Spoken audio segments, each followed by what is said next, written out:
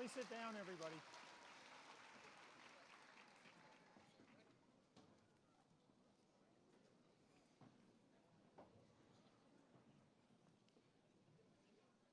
Good afternoon and welcome, faculty and staff, family and friends, parents and partners, and most importantly, the MBA for Executives class of 2018, WMBA 42.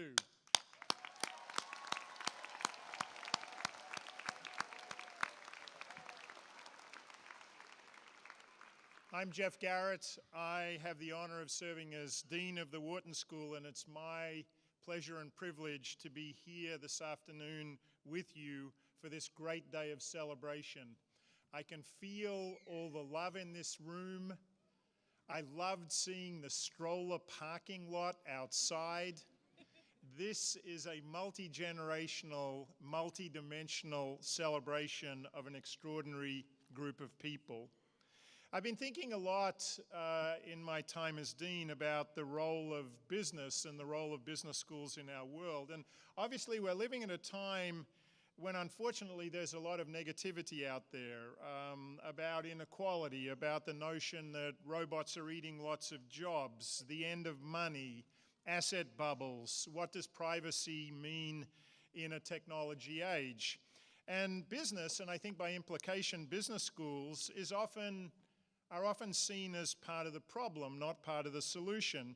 I think that's always been wrong, and it's never been more wrong than it is today.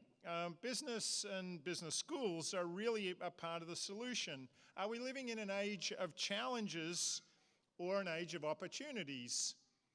I actually think the better descriptor always is challenging opportunities. And business schools and business are really all about taking full advantage of challenging opportunities. We hear a lot about public sector versus private sector versus not-for-profit sector. What's the most important thing going forward? My answer would be all of the above. And most importantly, I think we must always remember, and this really goes back to Adam Smith and the Wealth of Nations, the notion that there really is a public and a social role to what the private sector does. Let me give you 3 examples, and the first one I'm going to use is not only because Bill McNabb is sitting next to me on the stage, but I think an enormous amount about the role of financial services. You know, the biggest challenge for most people in the world is how we're going to live in our retirement years. And it's not the only thing, but we all want our retirement income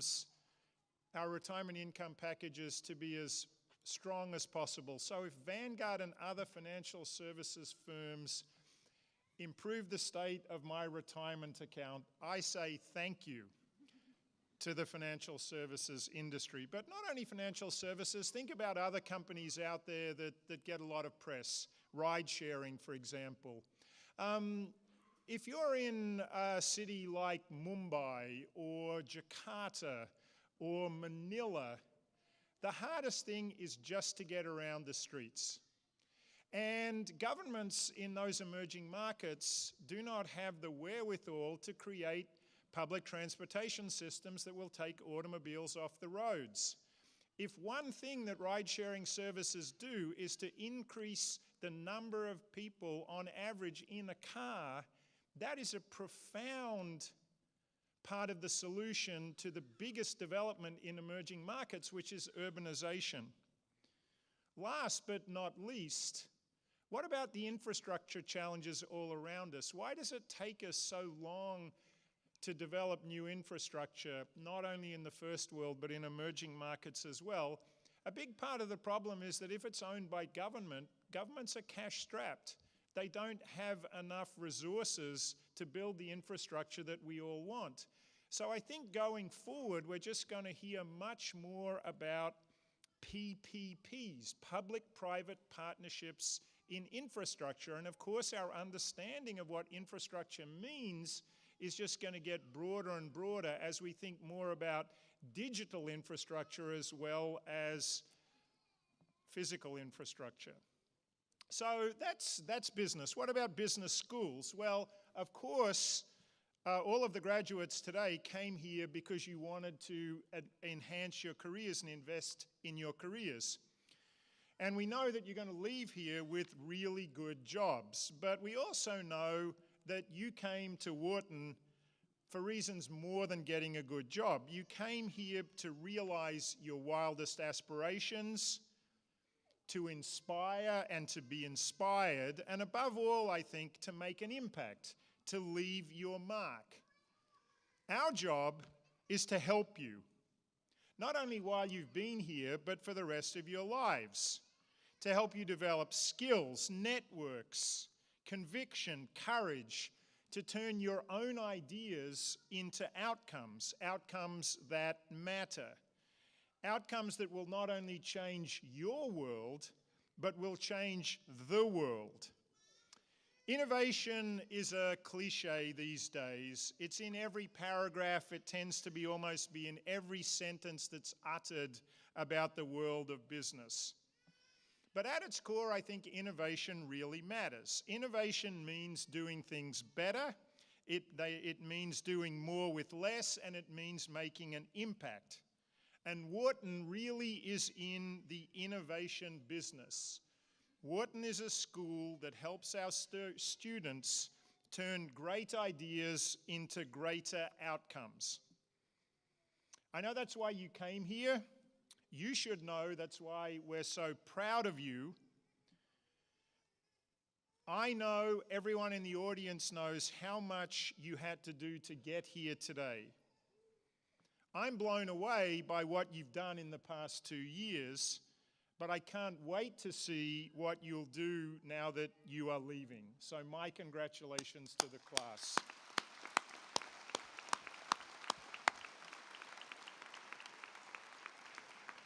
It's my pleasure now to introduce our guest speaker for this afternoon, Bill McNabb, Wharton graduate 1983. Wemba 1983. Bill, as you know, was CEO of Vanguard until very recently, but he's now only chairman of Vanguard. How do I know that Bill's life has changed? He knows I'm going to say this, but I've got to say it. He's grown a beard. And his beard isn't like one of those David Letterman, Jon Stewart, I've retired to the backwoods beards. It's I am a hip, cool executive going forward in the 21st century beards. Bill does an incredible amount for the Wharton School. I don't want to go through everything he does for us, but I do want to tell you and remind him of at least 3 things about Bill that have touched me personally. The first one is that the first time we met, which is getting close to 4 years ago, I was going through a normal patter kind of conversation with Bill about what it was like to have become Dean of the Wharton School. And I was thinking about the fact that change is slow in universities. And I said to Bill the normal cliche, it's a marathon, not a sprint. And he corrected me immediately and said, actually, that's not right. For most of us, what life is in fact a series of sprints. And the most important thing you have to do, therefore, to perform at your best is to recover between the sprints. And as a former athlete, that really resonated with me. If you keep running across the gym floor, your performance deteriorates. If you stop only for 10 seconds between sprints, your next one is pretty good. That's a lesson from Bill McNabb that I use every day. Yes, I want to throw myself into everything I do, but I know that recovery and recharge is incredibly important, and I learned that from Bill. Bill himself is not only a former athlete, but a current athlete, so we talk often about sports.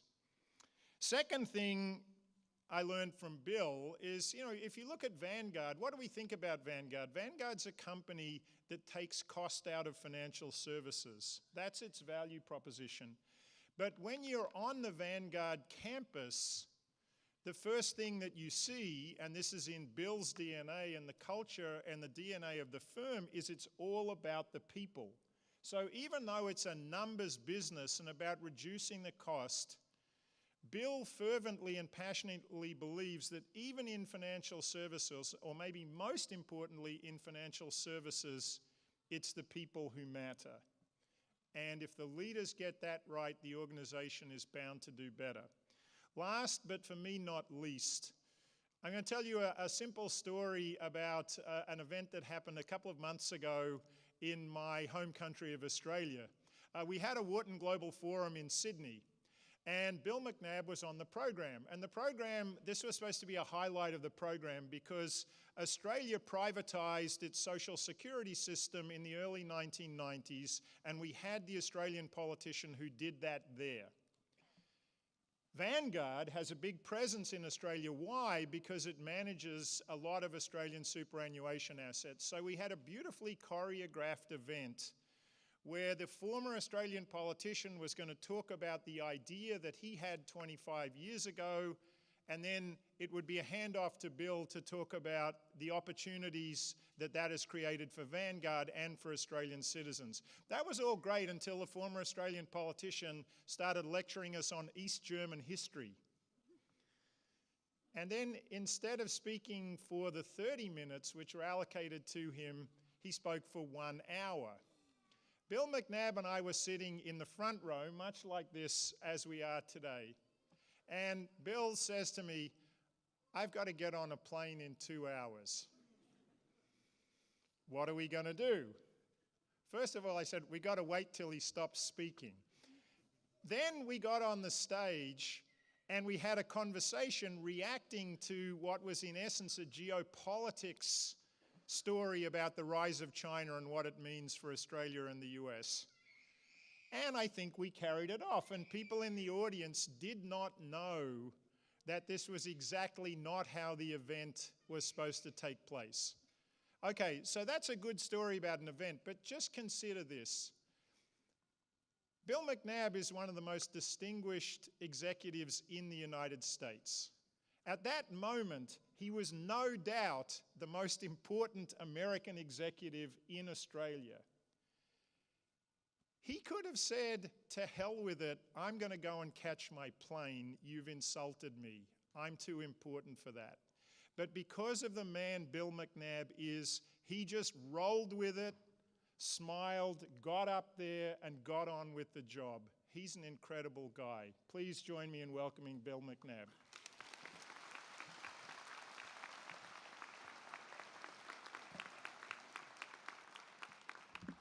Thank you, Jeff, for those way too kind words. I do feel I've got to respond to the beard thing, though. So I show up on campus after a couple weeks in Africa, and my colleagues definitely all came to me and said, "You're taking this retirement thing a little bit too seriously." My rowing friends simply said, "You've gone back to form. You're acting out your 20s again." The most important reaction was my grandsons, who rubbed my face and said, "Oh, it's like our fuzzy stuffed animals," and that's what they like. So hearing all the kids in the audience right now actually brings that right back to mind. So this is a really an amazing event, and I want to start with just a huge congratulations to the class of 2018. This is an unbelievable accomplishment.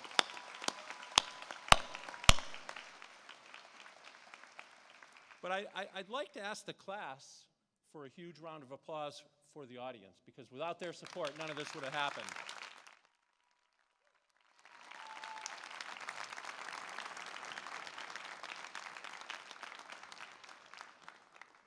As Dean Garrett said, 35 years ago, I had the privilege of graduating from Wharton, and I have to tell you, you're just joining an incredible family, and the commitment the school has to lifelong learning and to continuing to help all of its graduates pursue their dreams and aspirations is just second to none. This particular program, and you never should call out your favorite children, but when I look at the whole Wharton landscape, the undergraduate program, the traditional MBA, and then the executive MBA, this is by far my favorite, because what it takes to come through this program is extraordinary. And I would tell you that the people who do this and the people who get to this graduation state have already exhibited, at least from my perspective and my 35 years in the business world experience, the two most important traits that successful individuals have. And the first trait is what I call a growth mindset. And there's a great psychologist out on the West Coast, Carol Dweck, who's written extensively about this.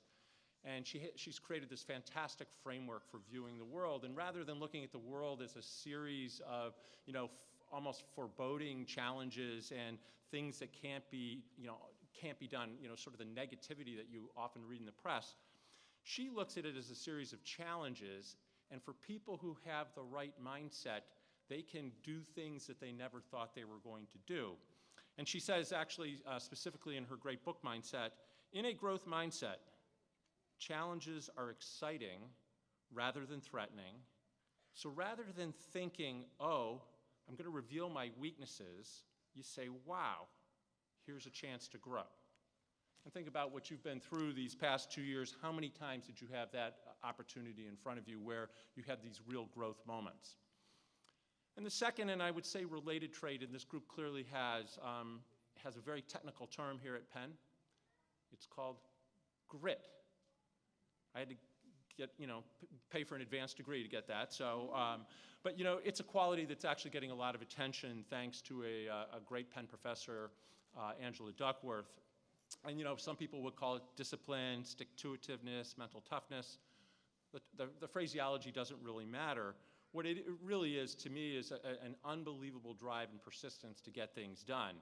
And if you've seen her, Angela Duckworth's TED Talk, it's really very compelling.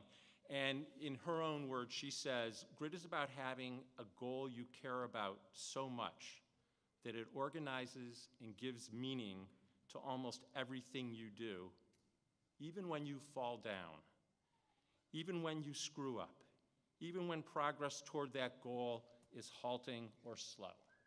It's a really powerful idea if you think about it. And one of the things, being a local company here, I have the privilege of having several of my colleagues actually among this graduating class. And so I've gotten to see grit up close and personal. There have been transfers from the West Coast to the East Coast in the middle of this. There have been babies born in the middle of the program, I think right before a statistics exam, if I have that correct, for one of my colleagues. I can relate to that. I barely got through statistics, same reason. And when I think about that and what all of these graduates have gone through, and all of you in the audience know this, it's just a phenomenal example of grit. And so when you put those two qualities together, we have a group of people here who are going to be incredibly successful. But I think those qualities, the growth mindset and the grit that they've exhibited are actually going to really be necessary as we move forward. Dean Garrett outlined, some of the challenges I think that we face. And for me, in a lot of ways, this is up close and personal because 10 years ago, the great financial crisis was upon us. And actually, just to underscore the point that Vanguard does not believe in market timing, I became the CEO of Vanguard 2 weeks before Lehman Brothers. And if you remember, that was sort of the catalyst for the crisis. And so we had to live through this. But obviously what we've seen since is, slower growth perhaps than we'd all like, but, good growth over the last decade. We've seen markets rebound and so forth. But as Dean Garrett said, underneath all that, there's some really big challenges that continue to emerge and that our group of graduates are going to have to tackle. And they're going to have to tackle them, very, very, with great intensity. And those challenges are disruption. Technology and what it's doing to every industry right now is extraordinary. We've talked a little bit about income inequality and wealth inequality. That creates tremendous pressure on businesses and tremendous pressure on society as a whole. There's obviously the increasing geopolitical tensions that are out there that impact markets, and we've seen a return to market volatility as a result of increasing tensions in the world. So what all of these things mean for us going forward, who knows? But what we do know is we got the kind of people sitting on stage here who can tackle those particular challenges. So we're going to be facing a very, very challenging time. Life generally is challenging, though. There's almost no epoch in our history where that's not been the case. I think, though, the second interesting item, and maybe it's correlated to all of this, is related to this idea of trust. And if I had to put my finger on one thing that really has concerned me as an executive and as a leader of a large organization, it's the record plunge in public trust of institutions. And whether it's an NGO or the media or the government, we've seen trust just diminish pretty quickly and in a pretty straight line over the last several years. And unfortunately for us who are all in the business world, business has also suffered from an erosion of confidence from the public as well. And that erosion of trust is, I think, greatly concerning because markets rely on trust to work effectively. Democracies rely on trust to work effectively. And so when you look at all of that and you combine it with the first set of issues I described, you're going back to an incredibly challenging environment. It's very uplifting day before Mother's Day, right? But here's the thing.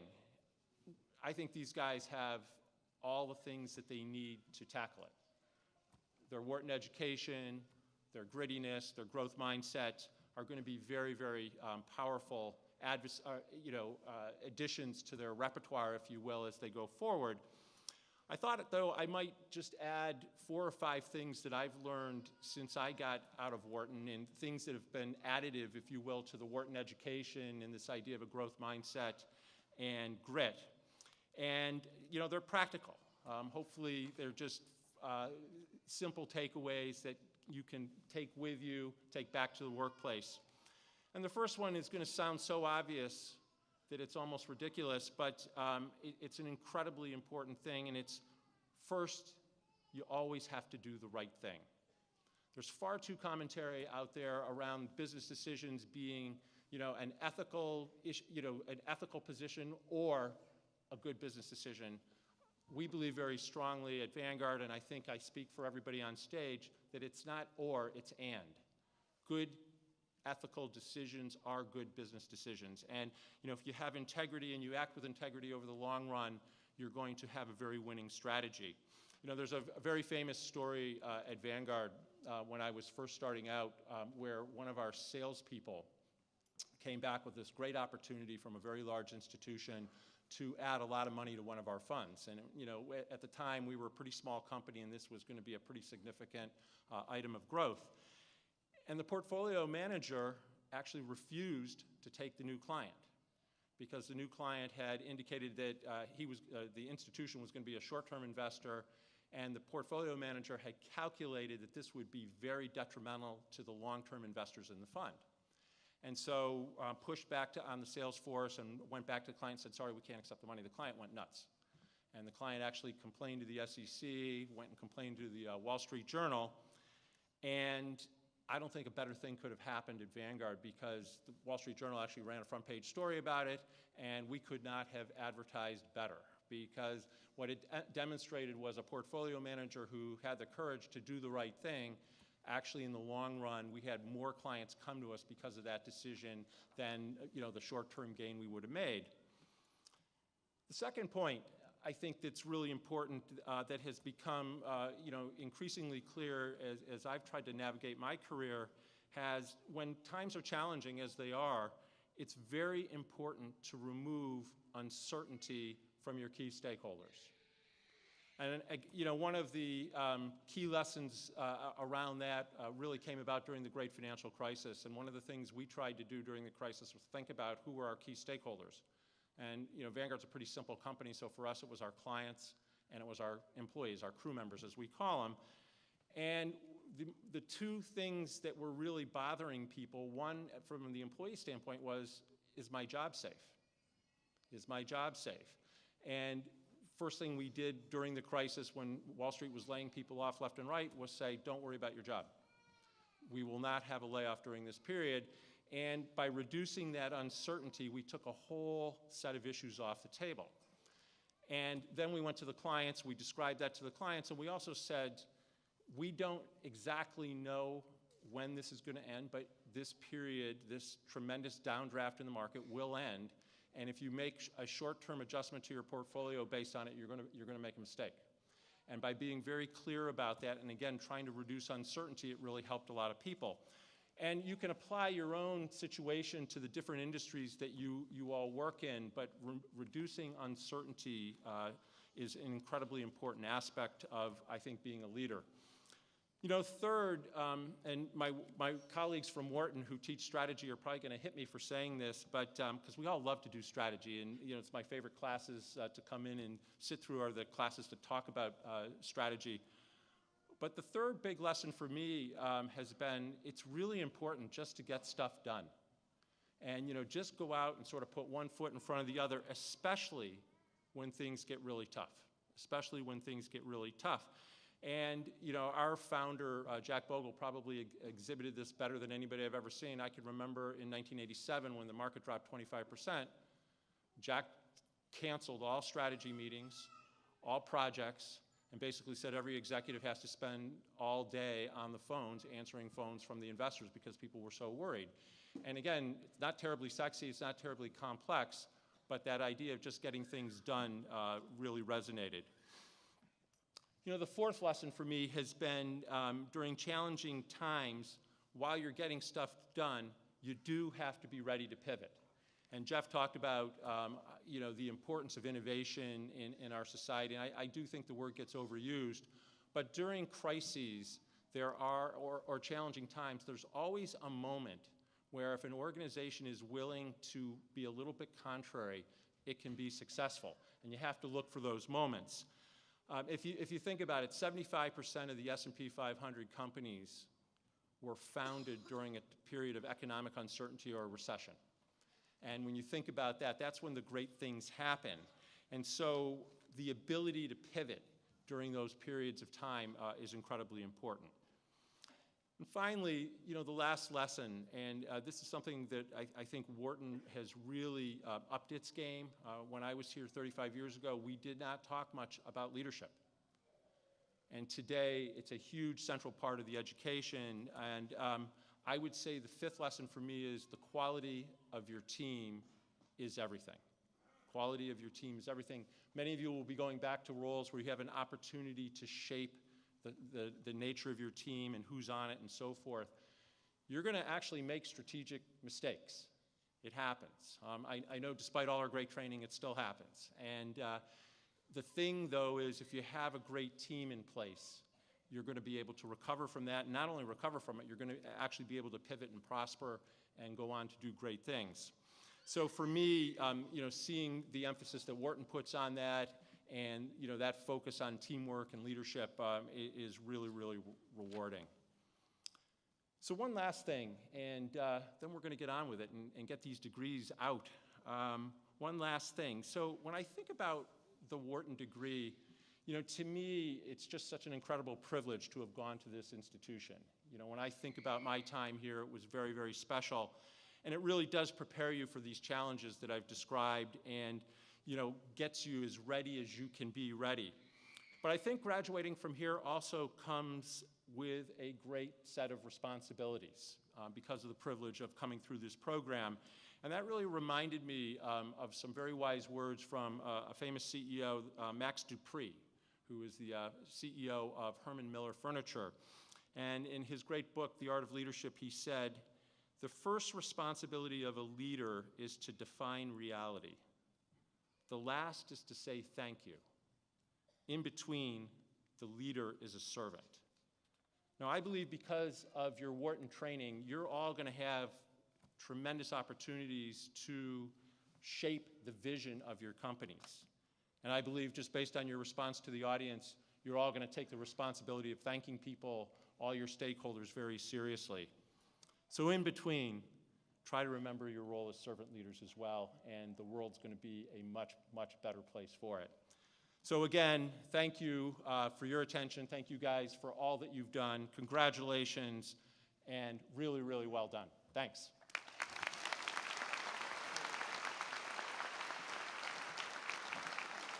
Thank you very much, Bill.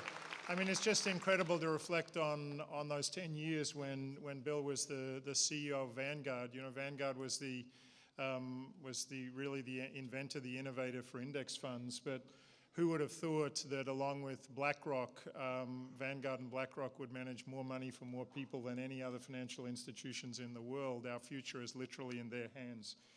Very good hands, given the fact that Bill McNabb is still involved. Let me now introduce the student speaker for this afternoon, Greg John. Greg works for Capital One Financial and is their business manager for national expansion. I'm a Capital One card holder. I love the tie-in with Pete's Coffee, by the way. From Berkeley, California to Walnut Street, there's a lot of Pete's Coffee out there. You know, the reinventing banking, trying to figure out how best to optimize online but keep face-to-face really mattering is so important, as of course is expanding into new markets, and Greg plays a key role in that. He has an undergraduate degree from the University of Virginia where he studied foreign affairs, something close to my heart. At the Wharton School, he'll receive in a little while the highest academic honor we have, which is to graduate as a Palmer Scholar, which meant he was in the top 5% of the class academically. Outside the classroom, he enjoys sports, playing soccer. He also likes international travel. And I gather you have a very important international trip coming up sometime soon, which is called honeymoon. Greg's getting married next weekend, so please join me in welcoming him to the podium.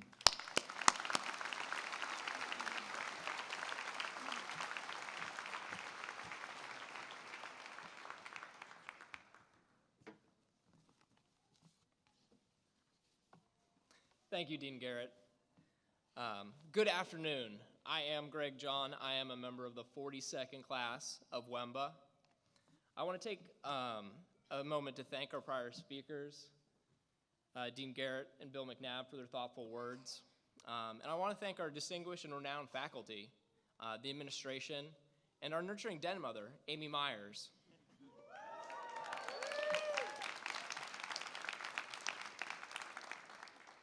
And I want to express my gratitude for being able to speak to you all on this joyous afternoon. What a whirlwind the last 2 years have been. We've had engagements, and we've had weddings. Some of our classmates have begun new families, and others have expanded theirs. And all while we were maintaining gainful employment and spending every other Friday and Saturday here on campus, plus a few whole weeks and a bunch of Thursdays. Make sure you read the fine print. Classmates have had amazing promotions. Others have switched companies into their dream career. Some have found new business partners and struck new deals.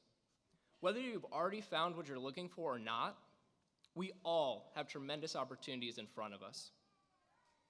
Sure, we spent a lot of the last 2 years learning. We've also spent a lot of time making new friends and sharing new experiences. Between Global Business Week, Global Modular courses, and the Global Consulting Practicum, we sent people to every continent save Antarctica. We went to see Scott's Phillies play. We crossed the Delaware River and visited the aquarium in Camden. We went bowling with the 41s and the 43s. We've had trips to the Philly museums, including an early morning run to the Rocky Steps, and one in the afternoon. We've had poker tournaments, we've had countless dinners, late night dance parties, tons of tastings at Scotch Club, and we visited amazing pop-up garden bars. A big thank you to Chris, Mohit, and the many others for giving us a mental break from this program and helping us to get to know each other better. There are 3 distinct but related themes that I want to cover in our short time this afternoon: happiness and gratitude, leveraging the network, and leaving the world a better place. Regarding the first theme, happiness and gratitude, I hope every day when you wake up or before you go to bed, you take a moment and you reflect on how blessed we are. We are so fortunate to have the financial means, to have the time, and to have the support of our family, our colleagues, and our friends to be here. We are endowed with great talents that have enabled us to be successful in both academic and work settings. That's not to say we haven't all experienced adversity our own way. The last 2 years, in particular, have been stressful and chaotic, but each of us has been resilient. We have faced these challenges, and we have succeeded. Professor Smetters taught us that happiness, utility, the smiley faces, they aren't fungible across people. But I sincerely believe that gratitude, acknowledging our blessings, and being thankful for them is the key to happiness for everyone. Now, happiness is a subjective feeling, but I believe your odds are better if you avoid external comparisons. Don't take a Faustian bargain and never look to others as a basis for comparing yourself. Focus on your talents and on what you want to achieve. Some wonderful advice I received from television, before the program started and we had a little bit of free time. The only time you should look in your neighbor's bowl is to make sure they have enough to eat. I truly implore you to actually count your blessings, as I believe it's one of the keys to happiness. With regard to the second theme, leveraging the network, I request that you become a resource to others. Shortly, we will be graduates of the Wharton School at the University of Pennsylvania. We are part of the largest business school alumni network in the world. And one of the big components of value in this program is the strength of the relationships that are forged. But those relationships need to be reciprocal. We've already started with little things like the Wemba Buddy program. As you see opportunities, think of your classmates. If you get a call or an email, respond. Look to others for support and leverage our massive network, but also return the favor and help others. The final theme is that small little task of making the world a better place for the next generation. We are all very smart and capable, and we can be successful at whatever we put our energy behind. So please, consider using some of that energy to make a positive, lasting impact. There's more than one way to improve society. You don't have to work for a nonprofit or a benefits corporation. Just create something new. Add value in whatever you do. Create good employment opportunities. Drive down the cost of essential needs.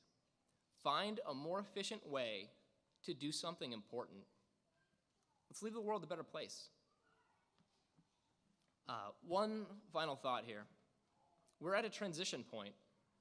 Some things end, other things begin, and still others just continue.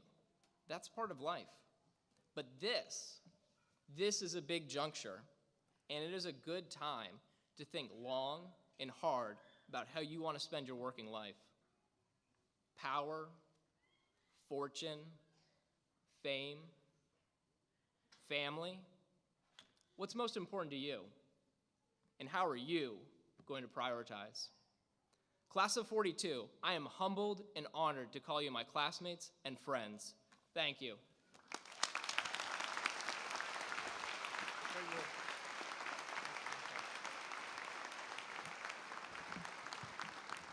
Thank you very much, Greg, for those very wise words.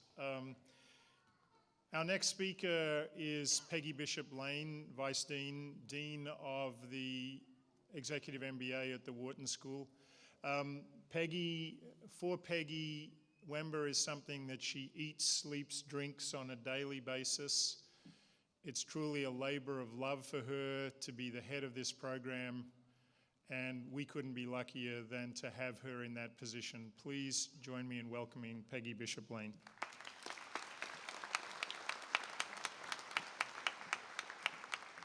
Thank you, Jeff.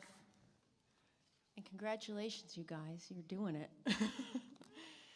Good afternoon, everyone. I typically might take this time to remind you all of something about the program or your experience, but today I want to say a few words about what the program reminds me of.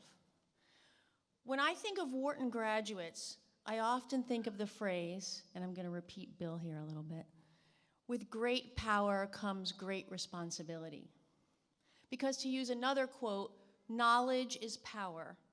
And you have spent the last 2 years accumulating all kinds of knowledge, from finance to marketing, from entrepreneurship to microeconomics, communications to networking, and most importantly, from financial accounting to managerial accounting.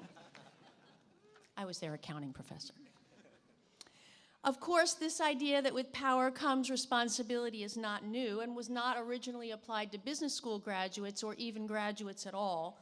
This quote and slight variations on it have been attributed to a number of very different people in very different situations. Voltaire, French writer and philosopher, was said to have originated it, although there's some skepticism about that. He lived in the time of the French Revolution, and there was a saying about the French revolutionaries which some attribute to Voltaire. The people's representatives will reach their destination invested with the highest confidence and unlimited power. They will show great character.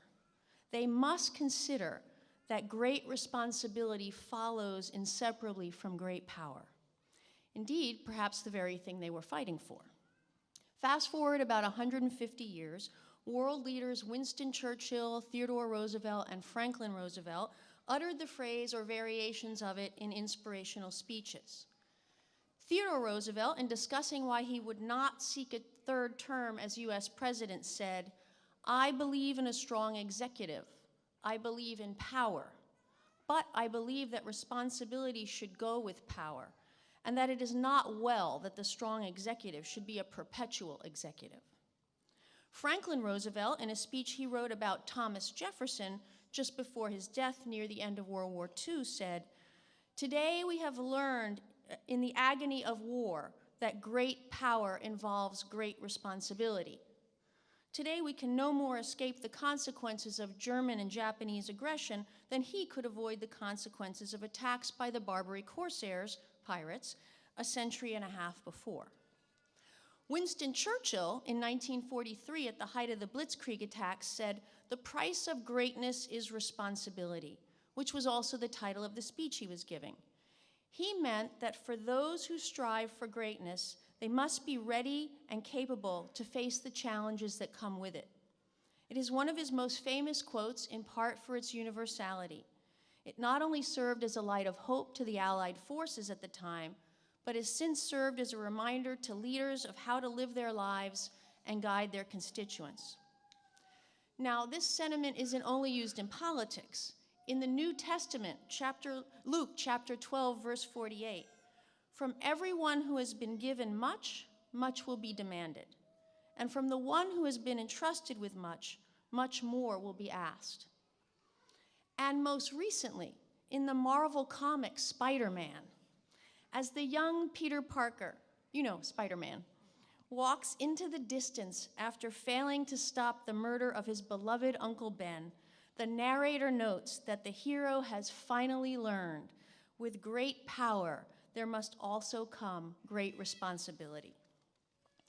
The phrase has been used to chastise those who would abuse power, to warn those taking power of their responsibility, to inspire those who have power to care for those who do not, and to instill a sense of duty in those who find themselves flush with opportunity. As a group fortunate to study with the best and brightest and to have a wealth of opportunity at your doorstep, I hope you will use that wealth and inevitable power, whether it be in a corporate position, community role, political role, or family, to care for those around you. To remember that with your great power, your great knowledge, your great opportunities comes great responsibility. So be like Spider-Man and use your powers for good. Congratulations.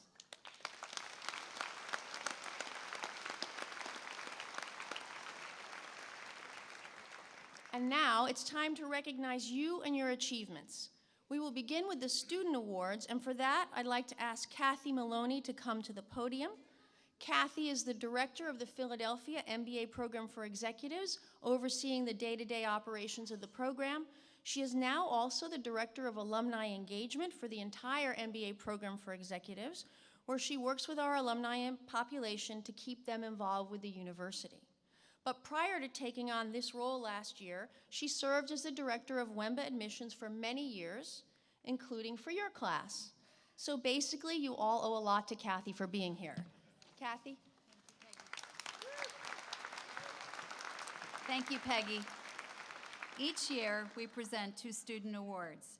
The Benjamin Franklin Award is given to the student who demonstrated a strong work ethic, and the Dean Spirit Award is given to the student whose enthusiasm has helped to create a memorable experience for their classmates.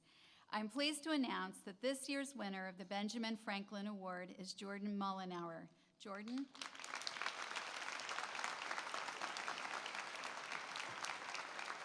Congratulations. Thank you. Good luck. The class selected him not only because of his outstanding academic achievements, but also because of his commitment to the success of his classmates. During the past 2 years, he has fostered teamwork and was always there to lend a hand to his classmates. He showed by example the value of collaboration, cooperation in an academic environment. Jordan has been able to run his business while commuting to the program from Tennessee with the help of his business partner, the same one for the past 15 years, his wife Christina, and their 4 awesome children, Benjamin, Juliet, Alexander, and Grant. And American Airlines, where they roll out the red carpet for him as he boards each week and giving him free great offers. Okay, our second award is the Dean Spirit Award, and I'm happy to give this to Chris Moses. Congratulations.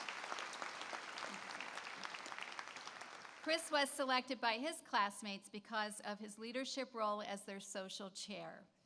They do work as hard as they play. Chris did not seek out this role. He opened his heart to every member of the WEMBA 42 class, organizing social activities that enabled the class to form strong connections beyond the classroom. His favorite part about organizing the class social events was that he was able to connect with every single member of the class, even if they really didn't want to talk to him. His second favorite part was showing off many of the interesting and fun things you could do in his adopted hometown of Philadelphia. And he said that he cherished every time one of the New Yorkers would confide in him and say that contrary to what most New Yorkers think, Philly is actually okay. He says with humility that his job was made easy because the class showed up on day 1, Sunday, May 22nd, 2016, and were open and willing to connect with all their classmates. I know that because of Jordan and Chris's efforts, both have significantly contributed to the WEMBA 42 class, and I know that they will remain a very close-knit class for years to come.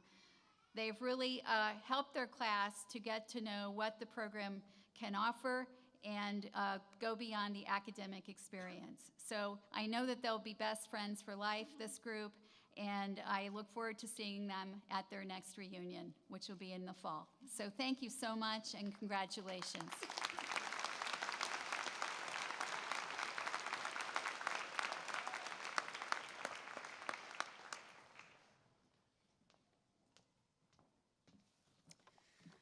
Before I get to the academic awards, I'd like to take a moment to recognize the friends, family, and coworkers who've supported you all these last 2 years. While we award an MBA, Master of Business Administration, to our graduates, we, along with the graduates, bestow a Master of Understanding, or an MOU, upon each of their supporters. On behalf of the graduates, faculty, and staff, this is our opportunity to honor those of you in the audience who have made the commitment to see your graduate through these last 24 months. Let's thank all of them again who are here to support you.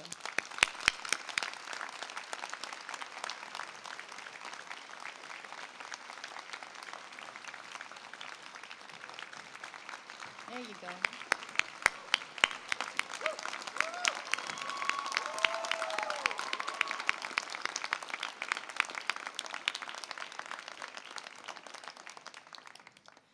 It's now my great pleasure to announce our highest academic award winners. Beginning with our faculty, we recognize those instructors who you rated as most successful in the classroom, those who stimulated your interest, communicated new ideas, and demonstrated the best of what it means to be a teacher. I would like to acknowledge 2 of them who are on the stage with us today. First, for those of you who love both math and marketing, you were in a treat when you took Applied Probability Models in Marketing with Professor Peter Fader, and you confirmed this by awarding him with an Excellence in Teaching Award. Congratulations, Pete. Please stand.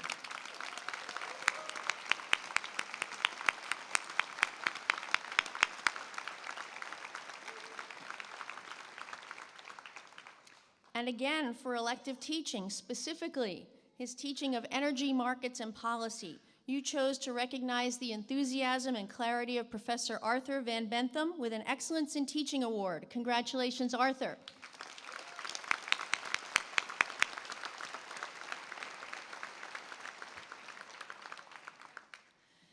Excelling academically in a program that includes some of the highest achievers in the world during a period wrought with competing demands for time is a feat that is appropriately described by the word awesome. While overused in our vernacular today, I am truly awed by the accomplishments of these individuals. First, we recognize those students from the Wharton MBA class of 2018 who achieved graduation with honors. This award is given to those whose GPA was in the top 20% of the class. When I call your name, please rise. Adam Beauregard.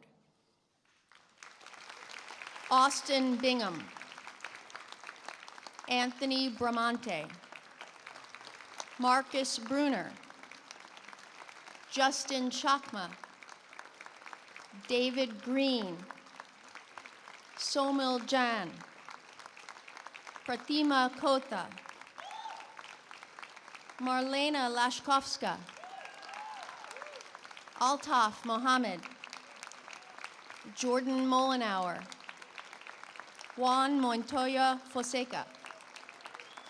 Jeffrey Panare. Lauren Pensek. Stephen Siligato. Sunil Singhal. Ryan Smith. Bertrand Villan. And Kelsey Walsh.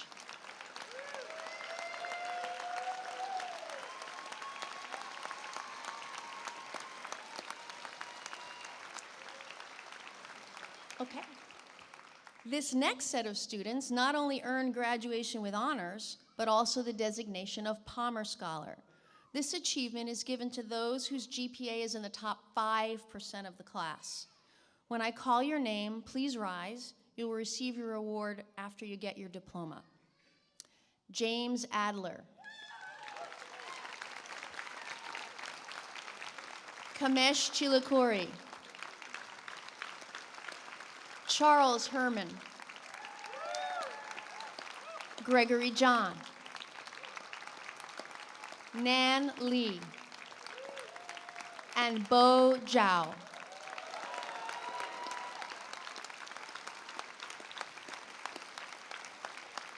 Congratulations to all our honor students. And now, Wharton MBA class of 2018, please line up for roll call and the awarding of diplomas.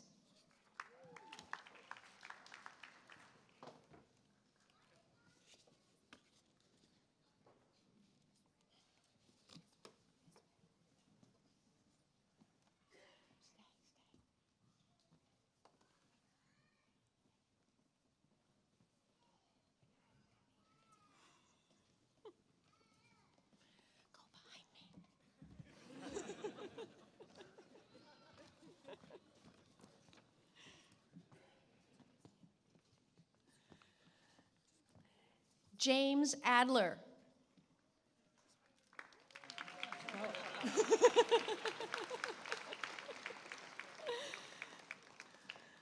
Heather Marie Aller. Miguel Almada Diaz.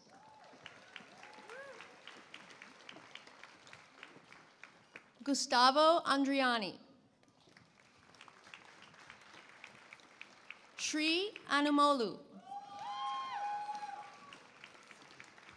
Adam Beauregard.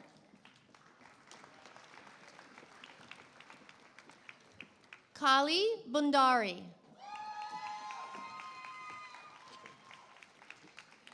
Austin Bingham.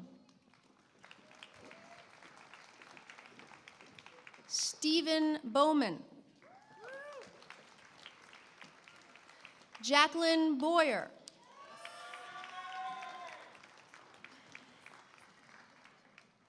Anthony Bramante.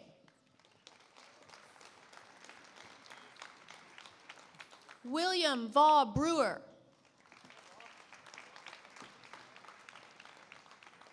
Marcus Bruner.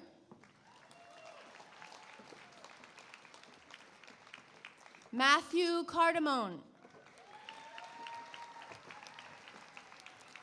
Flavio Santola.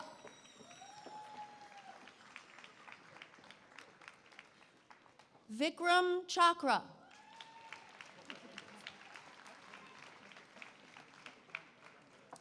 Justin Chakma.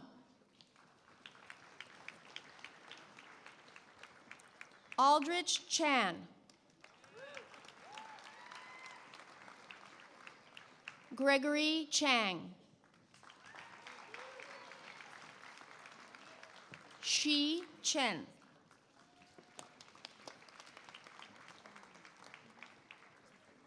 Paul Chung.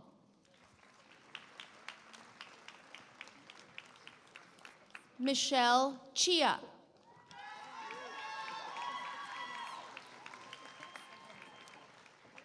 Matteo Chiappini.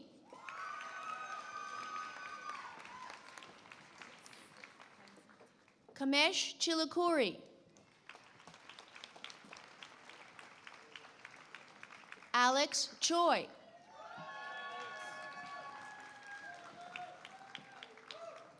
Mohit Chopra.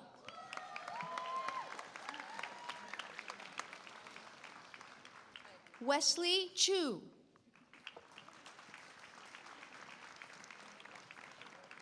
Joseph Clementi.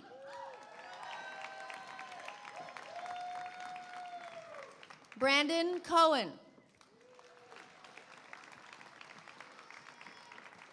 Leah Cohen.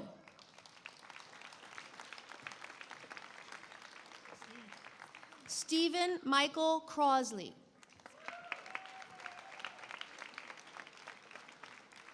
Evan James Kraus. Dane Chaplicki.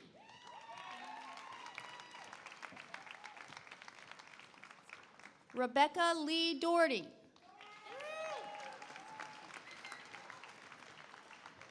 Tony DeJarnette.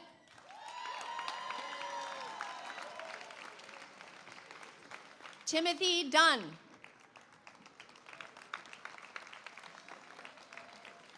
Kate Edwards.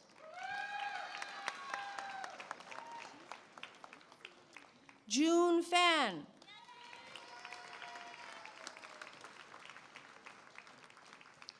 Scott Andrew Friedman.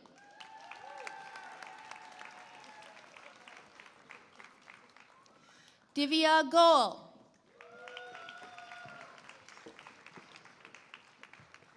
David Green.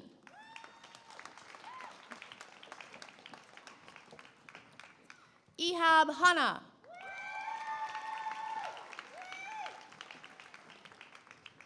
Brendan Harris. Brian Michael Hart.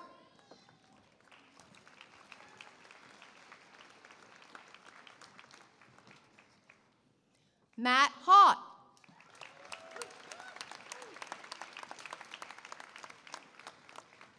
Charles Kenneth Herman.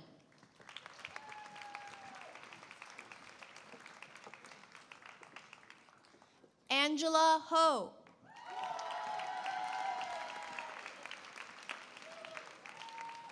Olga Izumova.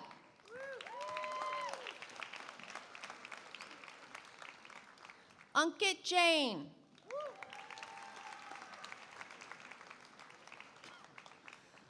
Somal Jan.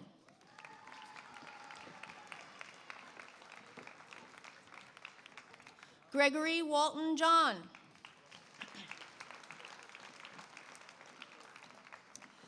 Shilpa Joshi Fas Shiftisvik.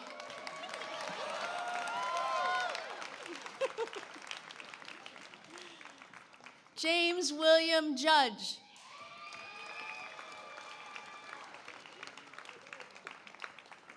Andrew Michael Kajeski.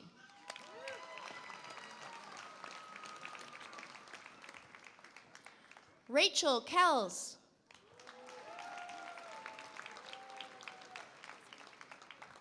Joan Kim.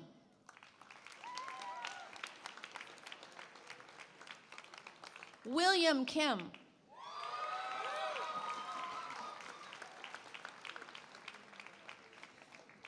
David James Kinsler.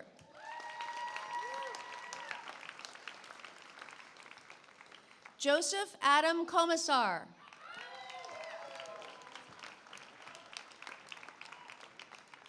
Pratima Kota.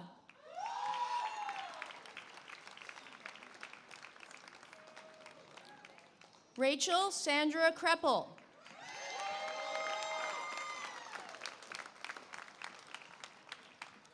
Shri Kunath.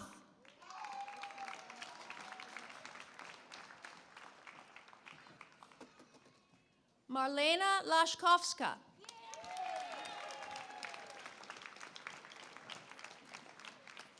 Abraham Lemny.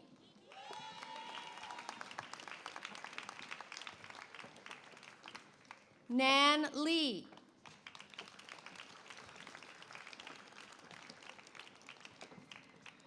Victor Limhoko.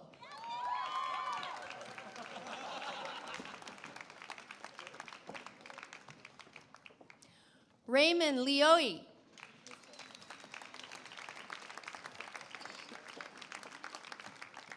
Troy Lucas.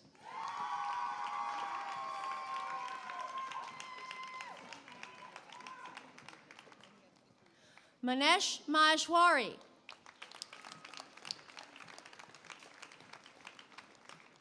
Aditya Malhotra.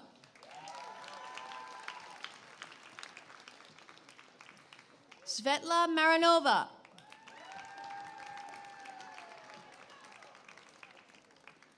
Douglas McMahon.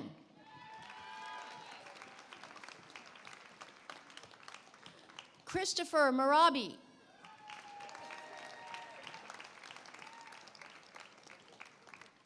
Aaron Mick.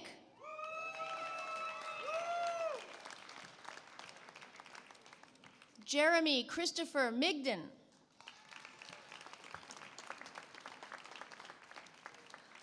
Altaf F. Mohammed.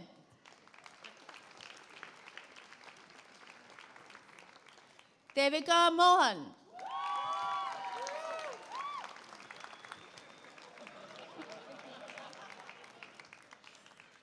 Jordan M. Molenauer.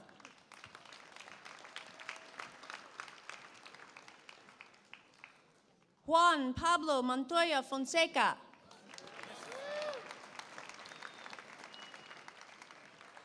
Mark Moraka.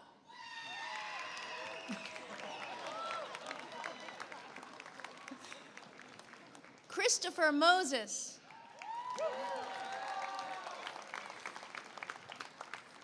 Sid Mararka.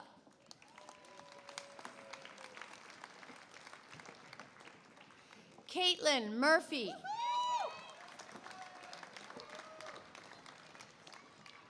Monica Ellen Murphy.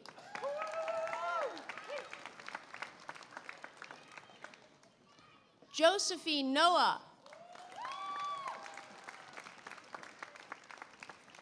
Colleen O'Neill.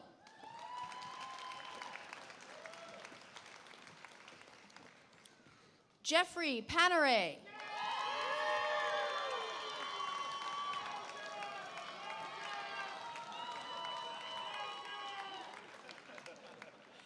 Amit Patanya.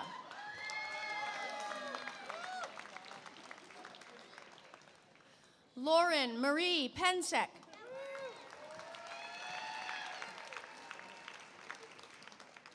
Randy Perillo.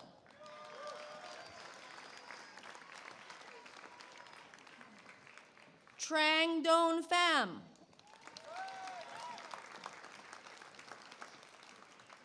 Eric Pittman.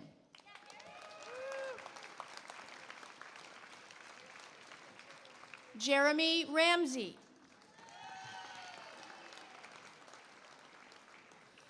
Luis Carlo Rieti.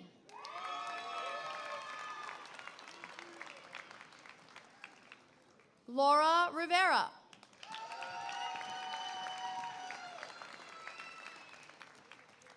Marie Laure Romney.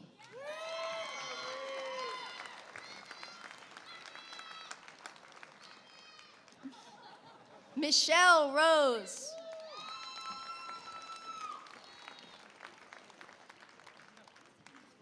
J.P. Rothenberg.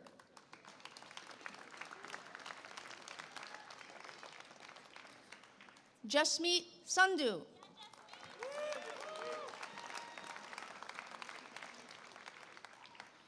Kirill Savitsky.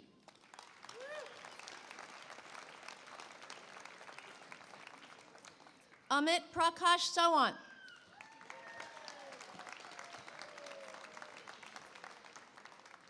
Dinesh Anant Sahani.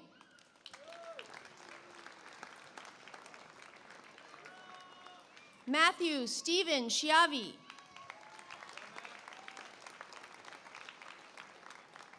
Alex Scott.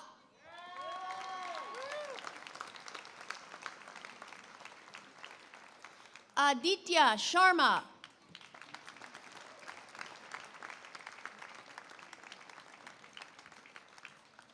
Himanshu Shekhar.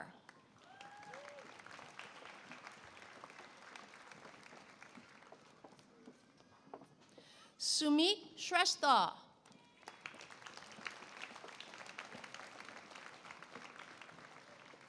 Kashif Israr Siddiqui.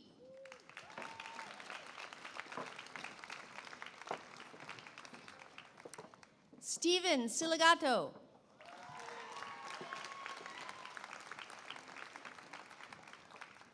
Christopher Simcoe.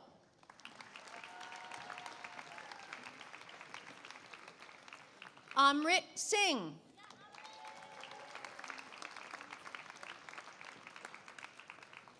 Jaspreet Singh.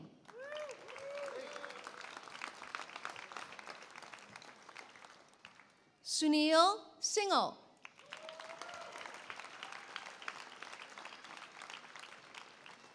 Ryan Smith.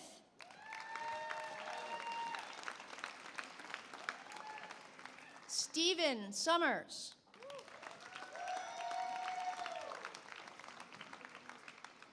Edward Sun.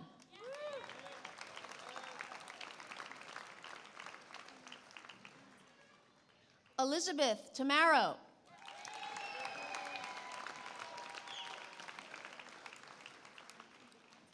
Meredith Elizabeth Tarvin.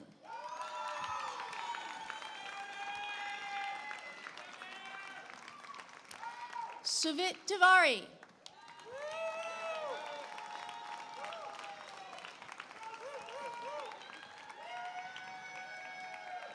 Subhashni Tripuraneni.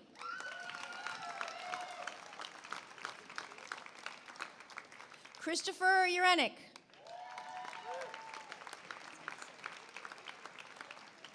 Maria Lourdes Grace Uminga.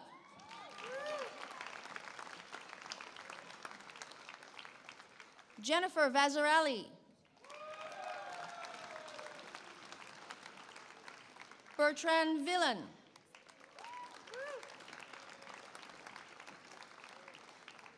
Kelsey Polson Walsh.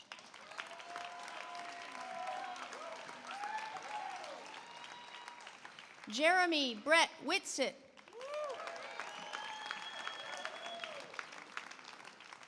Jennifer Wing.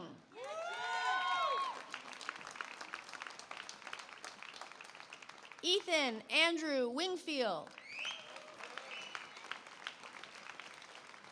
Christy Chun Yan Wong.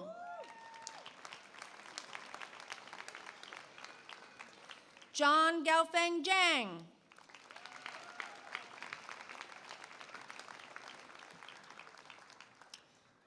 And Bo Zhao.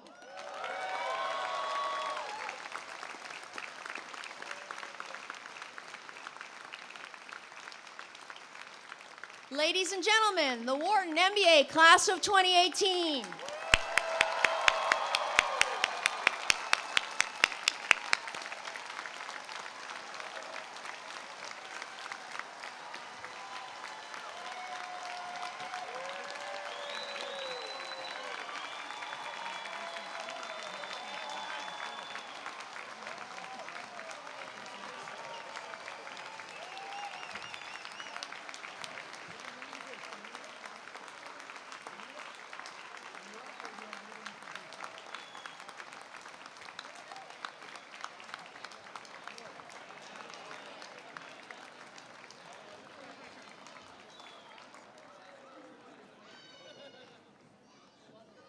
We are almost finished.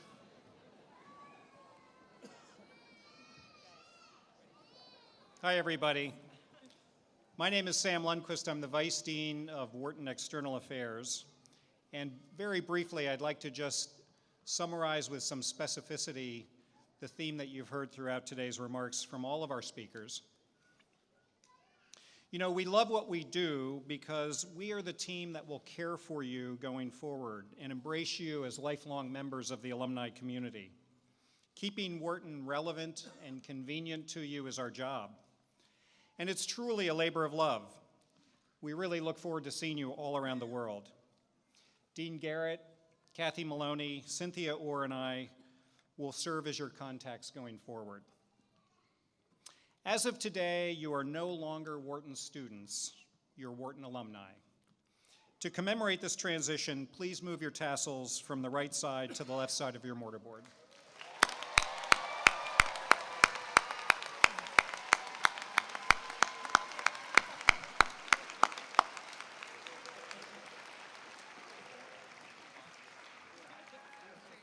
You are members of an unparalleled community of 96,000 graduates in 150 countries worldwide. Do you remember how good you felt and how proud you felt the day you were admitted to Wharton? Yes. That was an important moment and a turning point in all of your lives. But it was just the beginning of your relationship with the school. You will carry the Wharton flag with you for the rest of your life, and it's now your personal brand. The education that you received at Wharton and the school's reputation opens up a world of possibilities for you. And importantly, please recognize that your success lifts the school as well. We need you, and we will always be here for you. And in fact, wherever you are in the world, we'll be there for you as well. To make sure that you have plenty of opportunities to help you throughout your career in terms of sharpening your skills, expanding your perspectives, or your network throughout your life, just stay connected. We make it easy for you. Many of you previewed life as a graduate during our alumni orientation program. Know that support is available through the 75 Wharton global clubs around the world. Truly, you have friends everywhere. The lifelong learning programs, which are available online here in Philadelphia, at our San Francisco campus, and also in Beijing at the Penn Wharton China Center, and really throughout all regions of the world where we travel. And we also have a robust alumni career services program that will serve you throughout the remainder of your working lives. Take advantage of these opportunities and many others to remain involved with the school. Your own love for Wharton has already made an impact through your participation in the 2018 class gift. The Wharton School thrives because of the generous support of its alumni. Your experience was possible thanks to those who gave before you, and your efforts to inspire the Wemba 43s as they follow in your footsteps, just as the 41s gave to support your second year. We are grateful for your dedication to Wharton and your contributions to the class gift, which this year totals $195,786. Give yourselves a round of applause for such a terrific achievement.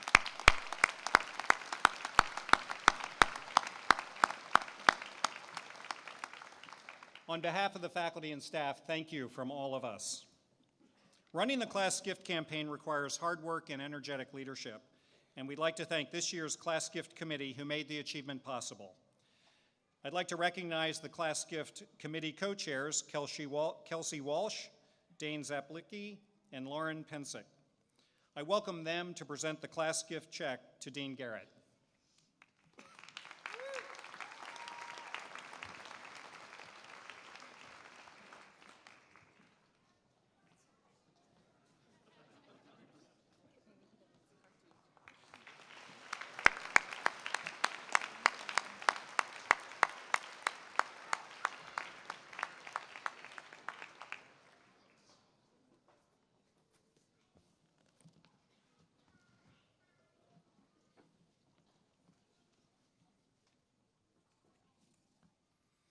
I'm now delighted to share an important Wharton tradition. Each year, Wharton MBA alumni who have demonstrated leadership within the Wharton community are extended an invitation to participate in commencement by carrying a flag that signifies their alumni status. One graduate is selected to serve as alumni marshal who will pass the 2018 alumni flag to a member of the graduating class. This year, we're pleased to have William McNabb as today's alumni marshal.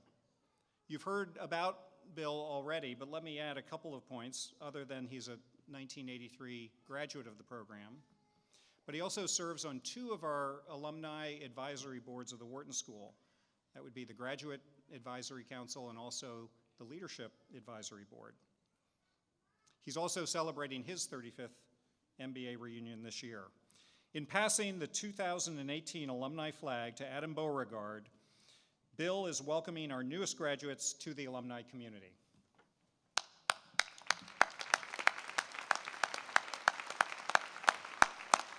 Welcome to the Wharton Alumni Network.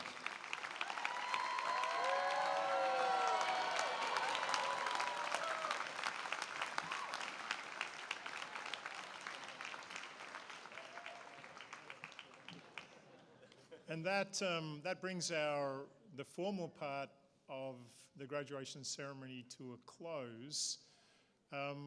We can all go outside and now start truly celebrating, but let me end with really the two most important thoughts I could have. The first one is to the graduating class.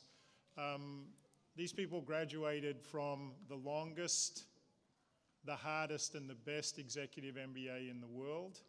They did it while balancing full-time careers and very large personal lives. That is an extraordinary achievement. Congratulations to you all.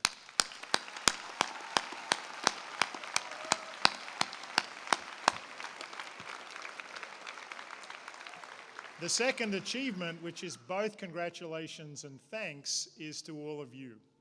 To all of you for all the support you have given to these people to allow them to have achieved everything that they have done while they've been at the Wharton School.